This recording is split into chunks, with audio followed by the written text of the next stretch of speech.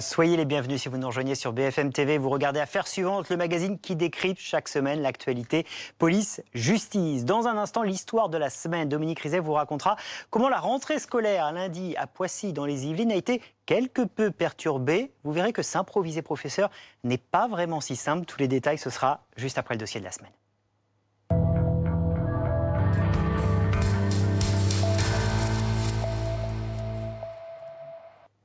Qui est Tariq Ramadan? Bien difficile de répondre à cette question. L'islamologue controversé, mis en examen et visé par plusieurs plaintes pour viol en France et à l'étranger, lance une contre-offensive. Après avoir parlé à BFM TV, c'était vendredi, il va publier mercredi un livre très loin d'esquisser un mea culpa. Il attaque ses accusatrices, il dénonce une France raciste. Alors, le vrai du faux, le décryptage, la face cachée de Tariq Ramadan, ce sera dans un instant avec Dominique Rizet et avec nos invités. Mais d'abord, les dessous de cette contre-attaque avec Stéphanie Zenati.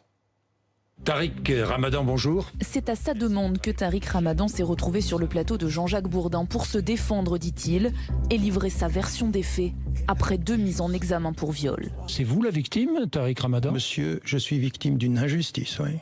Mais je ne suis pas une victime consentante. Je ne vais pas me laisser faire, je vais me battre, je ne vais rien lâcher. Tariq Ramadan, sur la défensive, l'islamologue attaque et charge ses accusatrices. Les 3 femmes ont menti. C'est clair, elles se connaissent d'abord. Donc un complot, vous êtes victime d'un complot. Je suis victime d'un traquenard, monsieur. En tout, 6 femmes ont porté plainte contre l'islamologue suisse en France et à l'étranger. La première, c'est elle, Enda Ayari, cette ancienne salafiste devenue militante féministe. En octobre 2017, elle raconte aux policiers que l'homme de 57 ans l'a violée il y a 5 ans dans un hôtel parisien, en marge d'une conférence. Il s'est littéralement jeté sur moi comme une bête sauvage. Plus je disais non et plus il s'est mis en colère et en fait il m'a frappé très violemment. J'ai vraiment cru mourir, vraiment. Une semaine plus tard, c'est Christelle, une autre jeune femme qui porte plainte et qui évoque le même mode opératoire. Mais là encore, Tariq Ramadan nie catégoriquement les faits avant de changer de version et d'avouer avoir eu des relations sexuelles consenties, dit-il, avec les plaignantes. Ma cliente, depuis le début, elle n'a jamais varié de version. J'ai entendu ce matin M. Ramadan dire qu'il n'y a pas une once de violence chez lui. Tout le dossier d'instruction n'est que violence. L'islamologue a passé 9 mois et demi derrière les barreaux. Aujourd'hui, il est en liberté conditionnelle pour raison de santé. Mais une nouvelle plainte a été déposée par une femme qui dit avoir été violée à Lyon par lui et par l'un de ses collègues. Encore une fois, Tariq Ramadan assure que c'est faux. Il a répété sur notre plateau que ce jour-là, il était aux États-Unis pour une conférence. Le vrai du faux, le décryptage, c'est ce qu'on va mener dans Affaires suivantes avec nos invités. Bernadette Sauvaget, bonjour, merci d'être là. Vous êtes journaliste à Libération, spécialiste des religions et auteur de l'affaire Ramadan, sexe et mensonges, la chute d'une icône. Ça paraîtra le 18 décembre, votre édition Fayard. Yann Hamel, bonjour, vous êtes correspondant du Point en Suisse et il y a tout un volet de cette affaire qui concerne la Suisse. Vous suivez de près ces dossiers Tariq Ramadan. Je voudrais, Bernadette Sauvaget, qu'on commence par ce reportage qu'on vient d'entendre. Il se termine par un des éléments de défense de Tariq Ramadan. Une 4e plainte le vise. Elle évoque des faits qui datent du 23 mai 2014 à Lyon. Une jeune femme l'accuse de viol. Il s'est défendu, Tariq Ramadan. Il explique qu'à ce moment-là, il était à Baltimore pour une conférence. Sauf que voilà, ce n'est pas si simple. On a pu enquêter quelques jours après sa prise de parole sur BFM TV. Oui, alors effectivement, Tariq Ramadan affirme devant Jean-Jacques Bourdin et des millions de téléspectateurs que le 23 mai 2014, il donne une conférence à Baltimore devant 10 000 personnes. Or, il se trouve que cette conférence à Baltimore démarre le 24 mai 2014, et non pas le 23 mai. Et depuis, donc, on a fait remarquer les uns et les autres que c'était pas le 23 mai, mais le 24 mai. Il y a une deuxième version de Tariq Ramadan sur les réseaux sociaux qui explique en fait qu'il est bien arrivé à Baltimore le 23 mai, mais il n'est plus question de cette conférence devant 10 000 personnes. Et on sait qu'il y a ce jour-là un avion qui fait Lyon-Baltimore, donc on parle bien du 23. Donc il y a un avion qui fait Lyon-Baltimore et un autre qui fait Genève-Baltimore, ce qui lui aurait permis d'assister à la conférence le 24. Est-ce qu'il y a eu, dans cette interview, selon vous, avec votre connaissance à tous les deux de ce dossier, d'autres approximations, d'autres arrangements avec la vérité de la part de Tariq Ramadan ?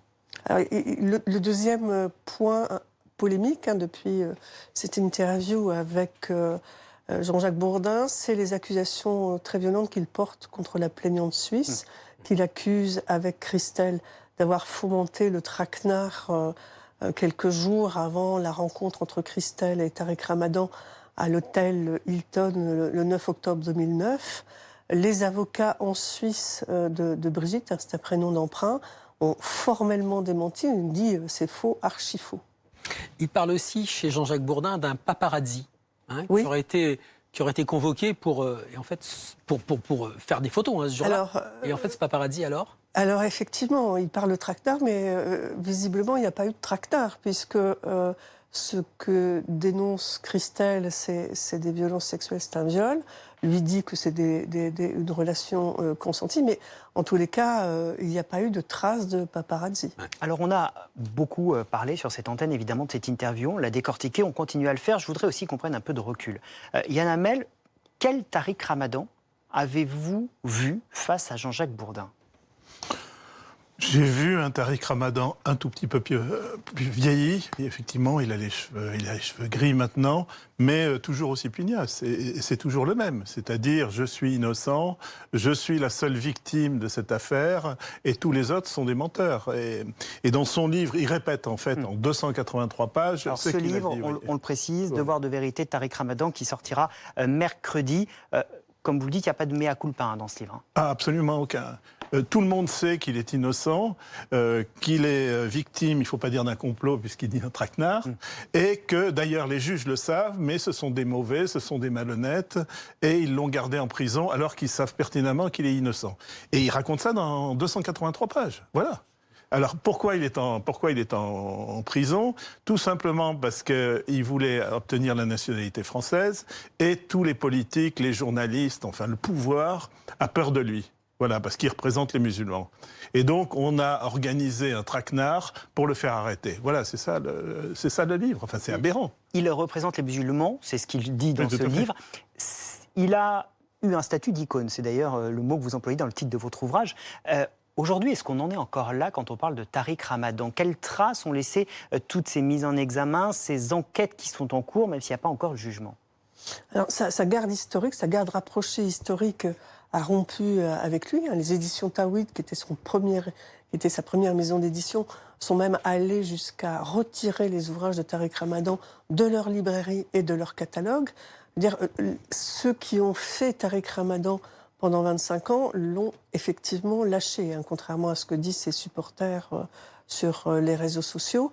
Mais cette garde rapprochée l'a lâché. Donc effectivement, là, on voit bien que Tariq Ramadan, il y a une offensive médiatique, mais il va y avoir aussi une tentative de reconquête de son audience auprès des publics musulmans. Et puis des réseaux sociaux sur lesquels ces supporters sont très présents, virulents. Enfin, vous vous faites souvent agresser tous les deux. Vous travaillez sur cette affaire, mais les victimes aussi se font égratigner. Oui, elles se font insulter, elles se font menacer quotidiennement.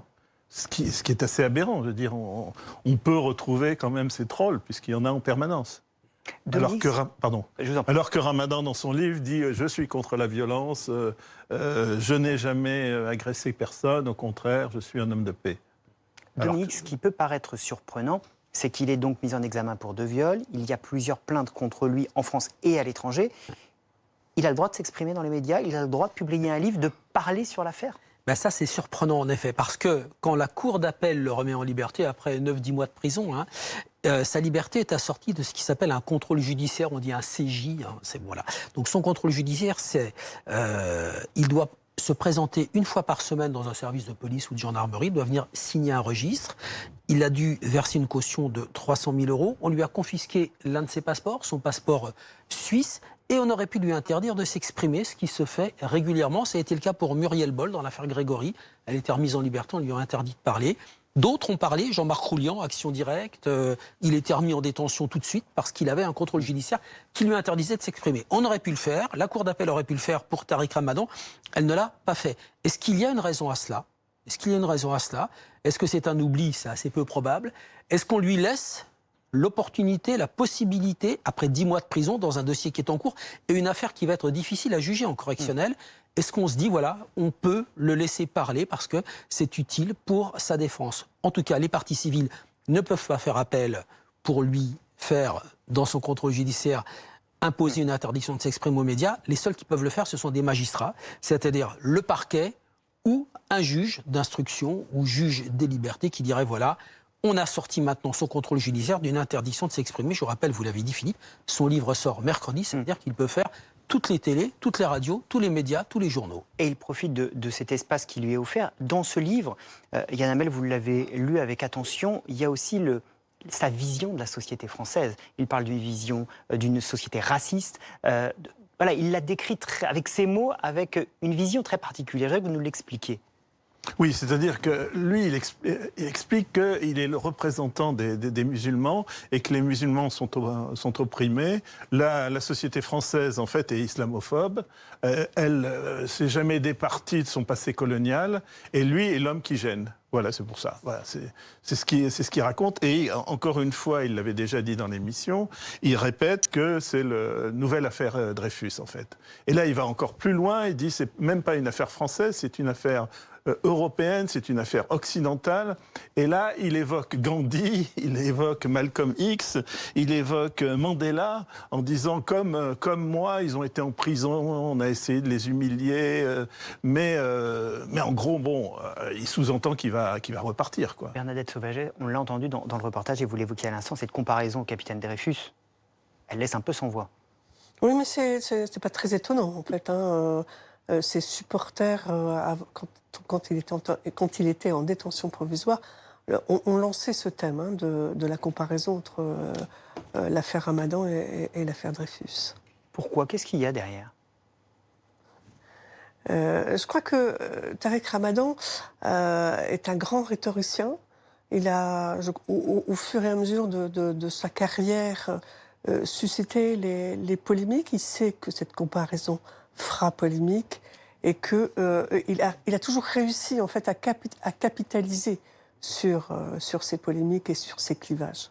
Merci beaucoup Bernadette Sauvaget, merci beaucoup Yann Hamel d'être venu sur le plateau d'Affaires suivantes. On continuera évidemment à suivre ce volet judiciaire, ces mises en examen et ces plaintes déposées contre Tariq Ramadan. Tout de suite, c'est l'histoire de la semaine.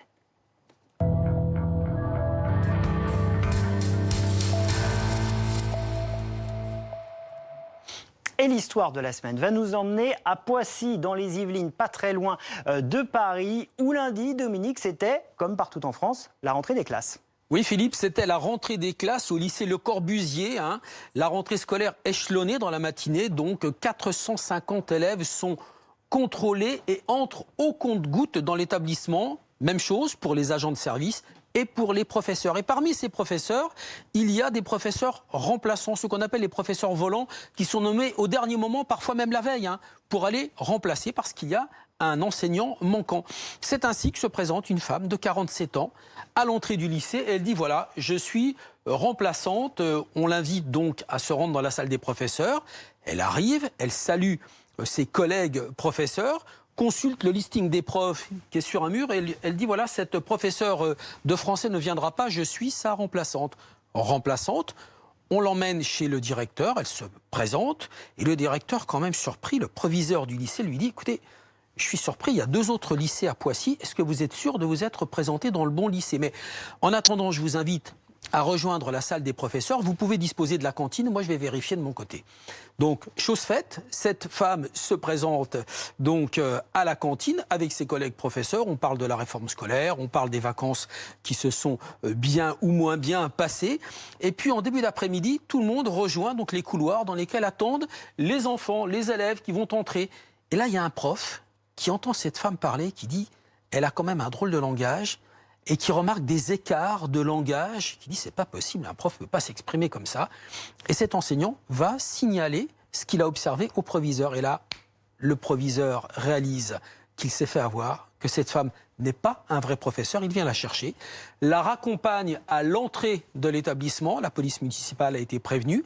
La police municipale qui va l'emmener, cette femme va être internée. Elle est, pour l'anecdote, la maman d'un enfant qui est scolarisé dans cet établissement. Elle est mutique, elle n'a pas expliqué les raisons de cette drôle d'attitude de vouloir se faire passer pour un prof. Alors, folie, imposture. Et si c'est une imposture, est-ce qu'on dit Imposteuse ou impostrice? Parce que si vous allez voir dans le dictionnaire, imposteur, ça n'existe qu'au masculin. Et comme quoi, le métier de professeur peut encore faire rêver. Merci beaucoup. C'était l'histoire de la semaine de Dominique Rizet. Dans un instant, la deuxième partie d'Affaires suivantes et les coulisses de cambriolage hors normes. Principale arme des voleurs, le programme du championnat de Ligue 1 et les réseaux sociaux. Des outils très utiles quand on veut s'en prendre à des stars du PSG. Tous les détails, c'est dans un instant.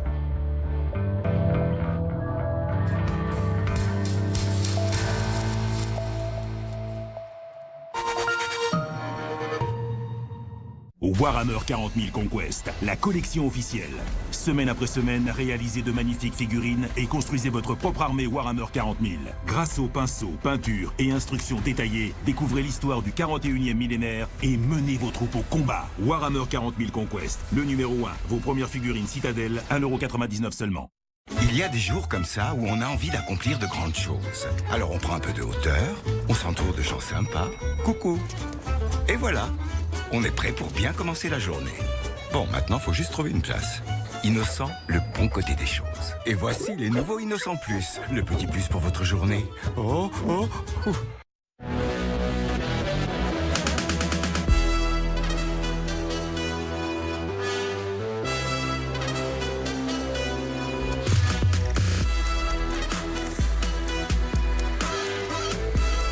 DS3 Crossback, le nouveau SUV. Essayez-le 24 heures. C'était très simple, je n'ai eu à m'occuper de rien. Ils m'ont donné un très bon prix pour ma voiture. C'est rapide et le paiement est sécurisé. Vendez votre voiture. L'estimation en ligne facile et gratuite. Prenez rendez-vous dans l'une de nos agences. Vendez rapidement et en toute sécurité. Visitez le site vendezvotrevoiture.fr. Ça n'a jamais été aussi facile pour nous de vendre une voiture. Les M&M's Crispy sont là. Non, enfin, qu'est-ce que tu fais, Jaune? Ah bah, tu m'as dit de dire au monde entier que les M&M's Crispy sont là. Oh, je voulais dire à tout le monde. Ah, les M&M's Crispy sont là. Les M&M's Crispy sont là. Une couche de chocolat sur un cœur de riz soufflé, M&M's Crispy. Les M&M's légers et croustillants. Nous sommes humains. Nous sommes solidaires. Nous sommes engagés.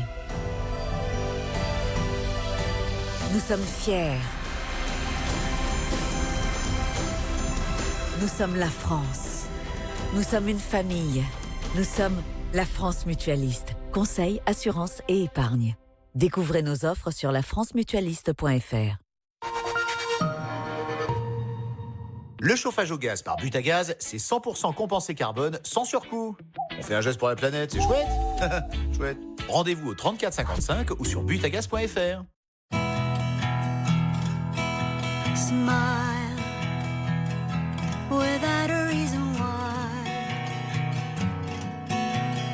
Love as if you were a child.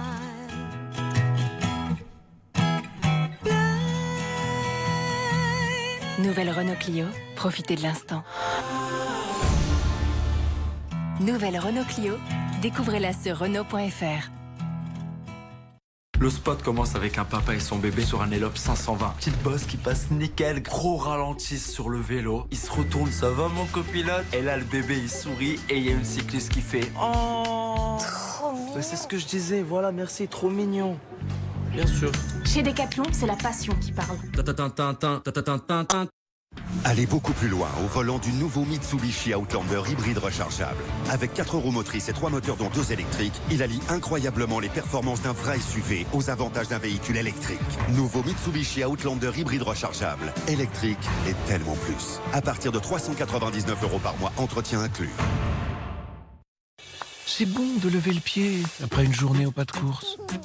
C'est bon de reprendre pied quand on a perdu les pédales. C'est bon de faire la paix avec ses petons quand on est toujours sur le pied de guerre. C'est toujours bon de prendre soin de ses pieds avec Aquileine, numéro 1 des soins du pied en pharmacie. Et toi? Faire du sport dans une salle qui te ressemble, ça te tente? Chez Keep Cool, pas de miroir, pas de jugement, chacun ses objectifs, ses activités. Nos coachs t'accompagnent dans une ambiance fun. Keep Cool. Comme une salle de sport, en plus cool.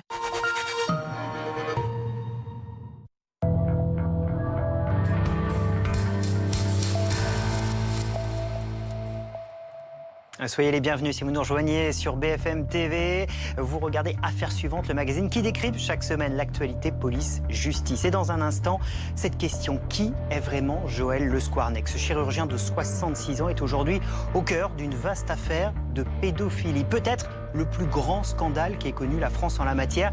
Il sera jugé une première fois dans quelques mois pour 4 agressions sexuelles, mais la justice enquête sur des centaines de victimes potentielles, des jeunes patientes, de jeunes patients dont il aurait abusé en salle de réveil. Le profil, les fantasmes de l'individu sont absolument effrayants. Tous les détails, ce sera juste après les coulisses de la semaine.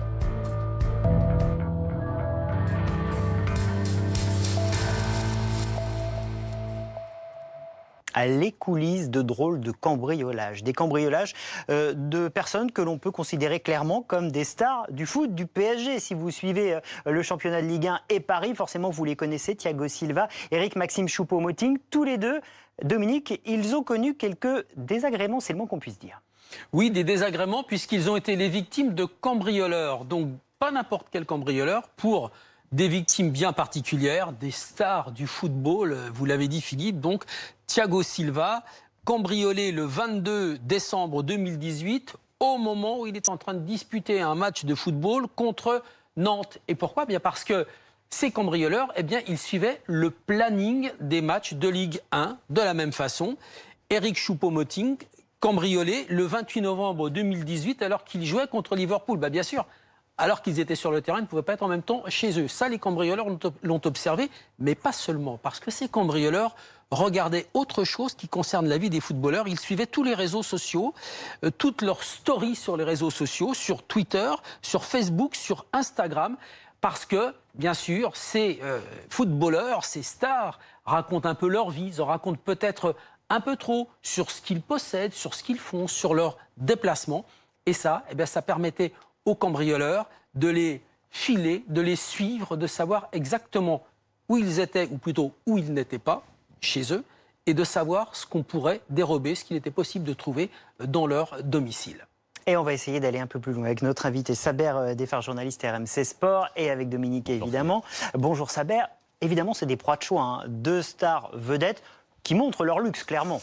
Un petit peu, oui. Rendez-vous compte, le salaire moyen brut mensuel d'un joueur du Paris Saint-Germain, il dépasse allègrement les 500 000 euros. Par exemple, Neymar est le joueur de Ligue 1 le mieux rémunéré, avec un peu plus de 3 millions d'euros bruts mensuels. Kylian Mbappé et Edinson Cavani sont au-delà de 1 500 000 euros. Ce sont forcément des salaires qui peuvent être extravagants pour beaucoup de citoyens français, qui sont évidemment pour d'autres indécents, mais qui suscitent beaucoup d'intérêt, beaucoup aussi de jalousie.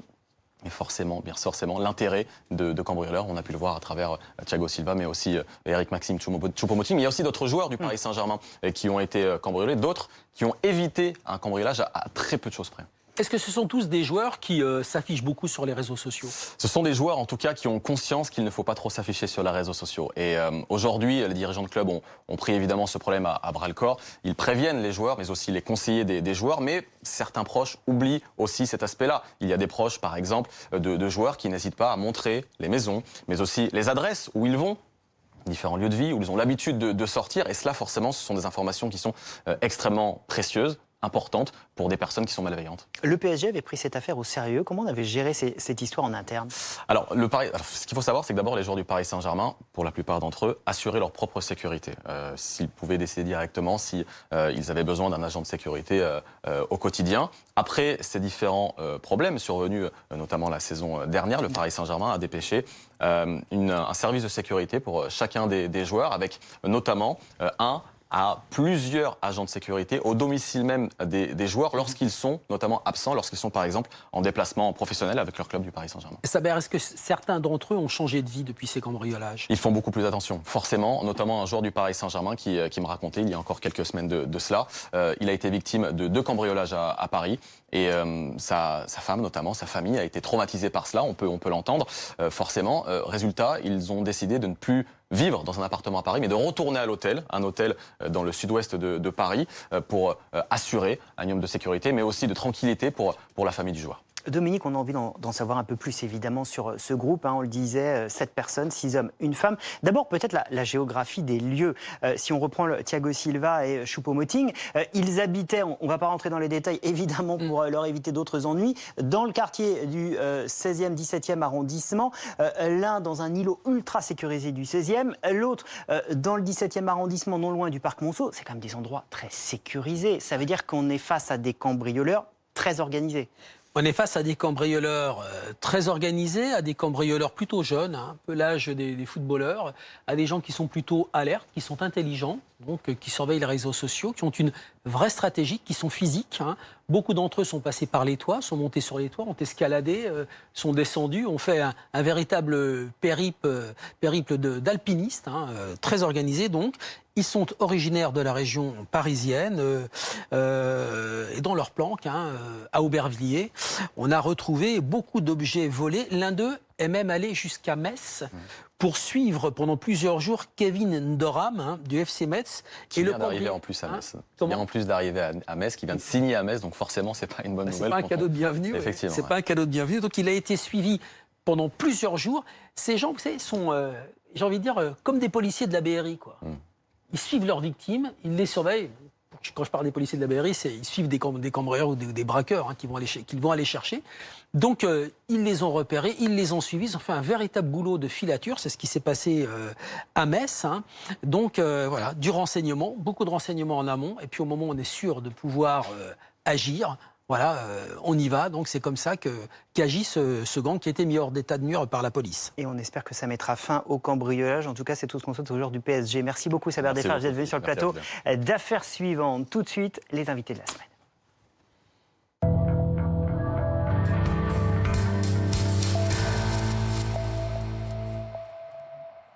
La France est-elle en train de découvrir le plus gros scandale pédophile de son histoire? À la tête de cette affaire, un chirurgien gastrique qui aurait sévi en Bretagne, en Touraine, en Charente-Maritime. Des carnets retrouvés chez lui laissent à croire qu'il aurait pu abuser plusieurs centaines de jeunes patientes et patients. Les témoignages, le décryptage de nos invités dans un instant, juste après le rappel des dernières informations. Jonzac, le chirurgien pédophile, c'est un sujet d'Elisa Drane. Tout est parti du témoignage de sa voisine à Jonzac, une fillette de 6 ans. En mai 2017, elle raconte à ses parents des attouchements que Joël Le Squarnec lui a fait subir à travers le grillage du jardin. J'en ai parlé pendant plus d'1 heure avec elle pour savoir réellement ce qui s'était passé, savoir si ça avait été plus loin ou pas. Et donc je lui ai donné une poupée pour qu'elle me fasse voir vraiment les gestes qu'il avait eus. Elle me dit, le monsieur, il m'a fait voir son zizi. Les parents portent plainte pour viol. Le chirurgien gastrique est mis en examen et placé en détention provisoire. 3 autres plaintes seront ensuite déposées pour viol et agression sexuelle par 2 nièces du médecin et une autre petite fille. Lors de perquisitions à son domicile sont découverts des poupées, des objets sexuels, mais surtout un carnet. Dans ce carnet, à la manière d'un journal intime, le chirurgien a griffonné pendant 30 ans des récits à caractère pédophile, des dessins d'abus sexuels qu'il aurait commis sur des enfants alors qu'ils étaient en phase de réveil après une opération. Plus de 200 noms apparaissent. S'agit-il de 200 victimes potentielles? Sa position aujourd'hui, c'est de dire, mais moi, ça ne relève que de mes rêves, de mes fantasmes. Devant les enquêteurs, Joël Le Squarnec, 68 ans, reconnaît sa déviance sexuelle, confesse des attouchements, mais nie tout acte de pénétration. En 2005, le chirurgien avait été condamné à 20 000 € d'amende et 4 mois de prison avec sursis pour détention d'images pédopornographiques. À cette époque, il est devenu solitaire, s'est séparé de sa femme et a perdu le contact avec ses 3 fils. Et on va essayer d'y voir plus clair sur le plateau d'Affaires suivantes avec nos invités. Francesca Satta, bonjour. Vous êtes l'avocate de victimes présumées. Et Julie Loiret-Lenné, bonjour. Vous êtes correspondante de justice à Vannes pour Ouest France. D'abord, Francesca Satta, est-ce qu'on est potentiellement vraiment face au plus gros scandale de pédophilie qu'ait pu connaître la France? J'ose l'affirmer, oui. J'ose l'affirmer parce que, effectivement, aujourd'hui, quand ce dossier a été ouvert en 2017, moi j'interviens pour une victime, petite de 5 ans, qui se fait violer par son voisin. Au jour d'aujourd'hui, nous nous retrouvons avec effectivement de nombreuses victimes, qui sont des victimes de Le Squarnec, 20 ans plus tard, dont la mémoire se réveille, dont toutes les impressions réémergent et on se retrouve effectivement devant un panel de victimes. J'ai pu entendre, je dirais, mon confrère dire qu'on était peut-être devant des récits fantasmés. On n'est pas devant des récits fantasmés. On est véritablement devant un prédateur sexuel de la plus haute importance qui a très très très bien caché son jeu pendant des années en milieu hospitalier, en intrafamilial, et qui, grâce à cette petite que je défends aujourd'hui, de 5 ans, qui a levé la trappe et qui a permis de découvrir effectivement la vérité sur toute cette affaire, oui, on est face à l'un des plus gros prédateurs sexuels. Et pour qu'on comprenne bien, dans quel contexte se situent ces agressions sexuelles ou ces viols? Est-ce que c'est le chirurgien qui, au moment où ces victimes se réveillent, abuse d'elles? Comment ça se passe? Ou est-ce que ça n'a rien à voir avec son métier? Expliquez-nous ça. Comment est-ce qu'il aborde Bien ces sûr victimes? que ça a à voir avec son métier. Donc les nouvelles victimes qui aujourd'hui me saisissent de leurs intérêts sont des hommes ou des femmes de 30 ans qui ont eu à connaître le chirurgien à un moment donné pour des actes médicaux. Alors soit elles l'ont rencontré effectivement, et souvent d'ailleurs à leur réveil dans la chambre d'hôpital, où ils se souviennent, ou elles se souviennent précisément des faits qui ont été commis sur leur personne, que ce soit effectivement des agressions sexuelles ou même des viols. Et puis vous en avez d'autres qui ont des flashs de souvenirs. Alors pourquoi des flashs? Parce que, non pas parce qu'elles étaient forcément endormies quand les actes se sont commis, mais parce que la mémoire est sélective et la mémoire nous protège aussi. Et que quand on a été victime de faits aussi graves, quand on est si jeune, eh bien pour se construire ou pour essayer d'avancer dans la vie, on va mettre de côté toute cette partie traumatique. Et puis, les événements d'aujourd'hui font que ce traumatisme, cet aspect traumatique revient. Par flash, par moment et par impression. Ça peut être une odeur, ça peut être une gestuelle, ou ça peut être tout simplement, effectivement, l'image réelle et véritable de ce qu'elles ont subi ou de ce qu'ils ont subi. Alors, il y a ces 4 affaires qui sont jugées dans quelques mois. Vous défendez l'une des victimes présumées. Il y aura cette affaire des patients, des carnets. On va y revenir évidemment dans un instant. Mais ce qui est intéressant avec vous, Julie Lenné-Loiret, c'est de revenir sur le passé de Joël Le Squarnec. Parce que vous l'avez vu, nous on ne l'a pas vu. Vous l'avez connu en 2005. Il était déjà face à la justice. Dans quel cadre? En fait, je me souviens de cette affaire parce qu'effectivement, quand je l'ai entendu à la radio, ça concernait ma ville, et notamment un chirurgien. On était à Vannes. On était à Vannes. Et notamment un chirurgien, on n'avait pas l'habitude de voir ce genre de praticien comparaître pour des affaires aussi sordides. Enfin, à l'époque, elle n'était pas vraiment à ce point-là, puisque c'était simplement des détentions d'images pédopornographiques. Et donc, j'ai vu effectivement cet homme qui m'a interpellée parce que, déjà, de par son aspect physique, petit, discret, trapu, peut-être un peu... un physique auquel on ne s'attend pas vraiment, et surtout qui avait l'air totalement désemparé par rapport à cette comparution, d'être impliqué en ce genre d'affaires. Donc il avait... moi, il m'avait vraiment interpellé dans le sens où il s'était retranché derrière cette misère affective depuis sa séparation avec sa femme et sa famille, en expliquant que chaque soir, finalement, il visionnait il s'était retranché derrière l'ordinateur en regardant des films pornographiques, ce qui n'est pas illégal en soi. Voilà. Mais lorsque vous êtes grand consommateur de ce genre de site, vous avez un peu ce qu'on appelle des flashs, des publicités malsaines, on va dire, mais qui concernent les enfants, et que, comme ça, tout à fait par hasard, il avait fini par cliquer. Voilà. Et il se sentait complètement... il s'était posé la question de savoir qu'il connaissait... Enfin, excusez-moi. Il pensait absolument pas que ça aurait eu ce genre de conséquences d'avoir visionné 2 ou 3 fois ces sites. Parce qu'il faut savoir que c'est le FBI qui l'avait effectivement...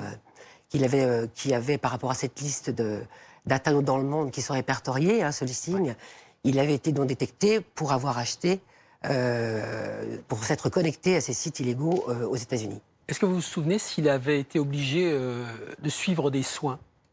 Non, malheureusement, parce qu'effectivement, les tribunaux l'avaient condamné à 4 mois de prison avec sursis, avec aucune autre obligation de soins, ni d'interdiction de rentrer en contact avec des mineurs, et ni même d'être inscrit au FIGES, qui est le fichier des auteurs d'infractions sexuelles.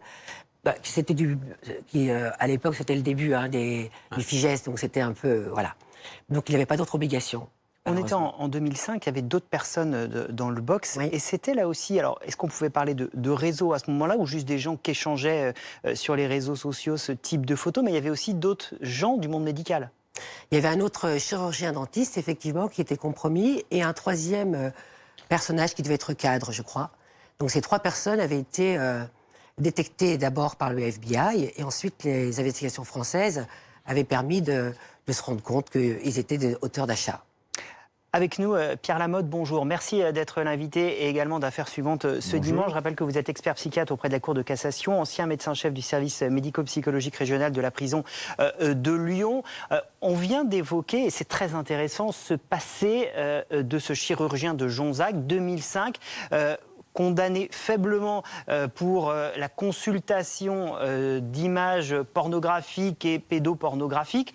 Est-ce que c'est le début d'une histoire et d'un parcours psychique? Ça n'est pas toujours le début d'une histoire, et il existe des pédophiles à tendance pédophilique qui sauront se contenter, si j'ose dire, de rester dans cette espèce de délit virtuel de la consultation sur Internet. Mais c'est quand même aussi un pas de plus en plus fort vers le passage à l'acte. Lorsqu'on n'a plus de barrière en soi, eh bien, on est incité à passer à l'acte. Ce qui est intéressant, c'est effectivement la question du passage à l'acte. On va resituer les faits dans le cadre des 4 enquêtes pour lesquelles il sera jugé dans quelques mois. Les enquêteurs ont trouvé chez lui des carnets dans lesquels il raconte ce que son avocat qualifie de fantasme avec ses patients. C'est là où le nom de 200 patients et patientes apparaissent. On découvre chez lui des poupées mimant des actes sexuels. Qu'est-ce que ça vous inspire de par votre expérience? On a dit que c'était un cas un petit peu hors norme, et c'est vrai que c'est quand même tout à fait exceptionnel d'avoir cette espèce de façon de consigner sur un carnet tout ce qu'il a fait n'est pas très très exceptionnel, mais le fait d'avoir une telle intensité répétitive, aussi peu de critiques, et dans tout ce qui s'est passé sur 20 ans, à plusieurs reprises, en changeant de lieu, ça c'est quand même un petit peu extraordinaire.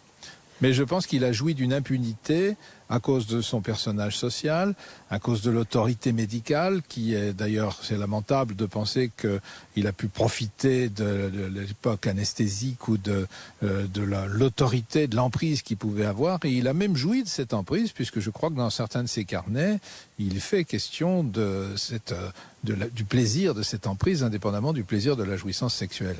Docteur Lamotte, Julie Loiret-Lenné, correspondante de Ouest France à Vannes, qui assistait au procès, nous disait il y avait donc ce chirurgien, il y avait un dentiste, il y avait un cadre. On est quand même dans un milieu socio-professionnel des classes plutôt aisées. Est-ce que la pédopornographie s'inscrit dans un certain niveau de la société? Ou est-ce que les pédopornographes sont je ne sais pas si ça s'inscrit. Je pense que les pédopornographes sont des gens tout venants. C'est d'autant plus choquant qu'il devrait y avoir les barrières morales qui vont avec la position sociale, la culture et l'éducation. Mais malheureusement, on ne peut pas compter dessus.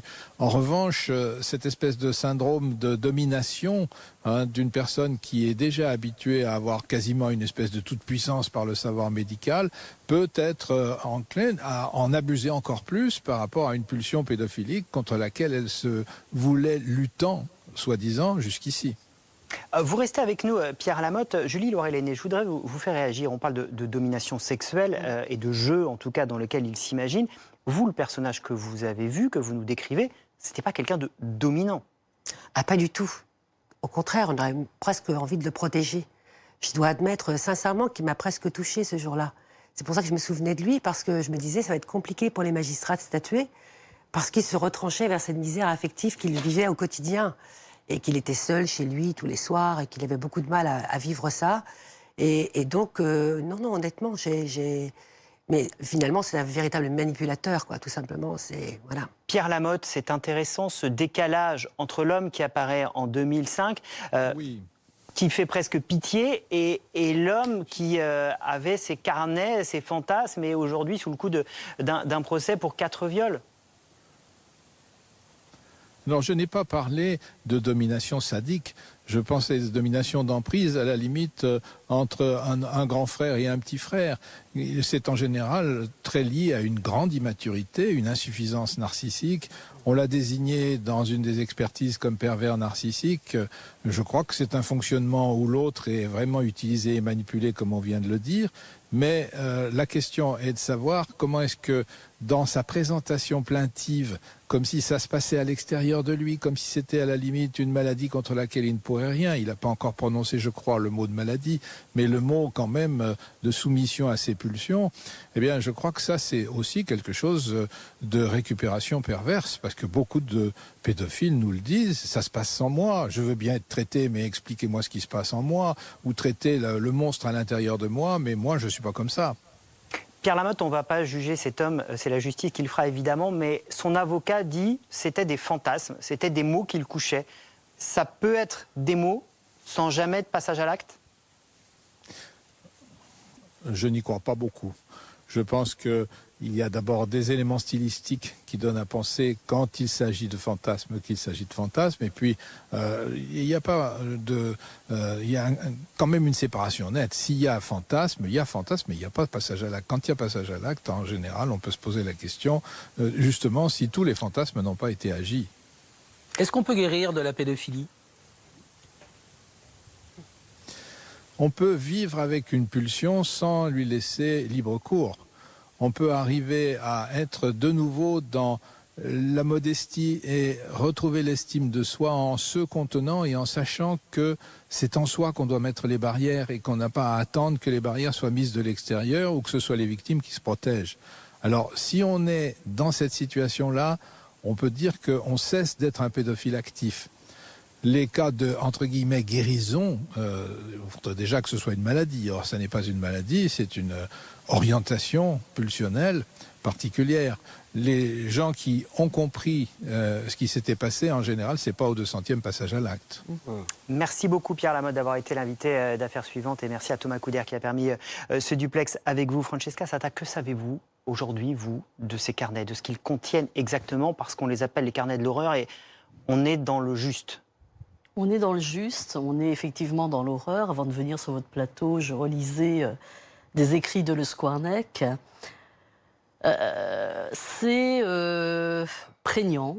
On se dit, c'est pas possible qu'un homme, alors on laisse de côté le fait qu'il soit chirurgien, pas chirurgien, mais qu'un homme, qu'un être humain puisse écrire ce genre de choses sur des enfants, puisse considérer ces derniers comme de véritables objets je ne vous demande pas de sexuels. détails, mais il raconte quoi?